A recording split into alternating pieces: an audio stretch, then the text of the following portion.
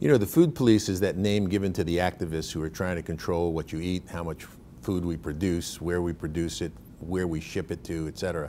And it's important to the food industry because if these people have their way, they're literally going to change the way food is sourced and retailed in the country. These people are against an enormous amount of ingredients. They're, against food that you would take as to be commonly safe. Just the other day we saw that bread, tomato, and cheese were now considered junk food because they're all combined into something called pizza. The next thing on the agenda for the food police, and of course this all happens incrementally, is a bigger push on sodium reduction.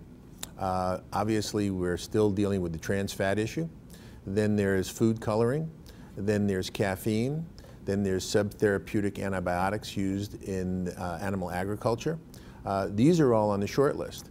And of course there'll be lots of other issues behind them, for instance, menu labeling turning into menu warnings, turning into taxation of those items on the menu that you've been warned about. Well, I don't know that menu labeling is a bad idea, except that if it doesn't really do anything for people, then it's just an unnecessary expense. I mean, most people don't need menus labeled to tell them the difference between a banana and a banana split. And I don't know that there's any evidence that people are actually using this to reduce the so-called obesity epidemic. But menu labeling becomes a bad idea when they start making a menu look like the back of a cereal box with an enormous amount of nutritional information. It's not what people are using to control their diet.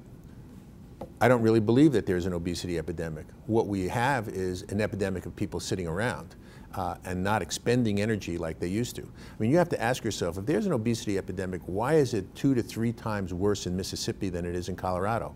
They have more fast food restaurants in Colorado per person than they have in Mississippi. So there's something going on here, and it has more to do with how we've taken energy expenditure out of our lifestyles rather than the fact that people are eating a lot more food. Well, let me just read off of a list to you. First of all, is the food organic? Is it free of high fructose corn syrup?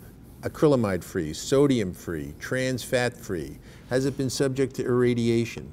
Is it low calorie? Is it low fat? Is it mercury free? Has it been exposed to insecticides, antibiotics, or hormones? Do these foods have a carbon footprint that's neutral? Do they represent sustainable, humane, non-global warming profiles?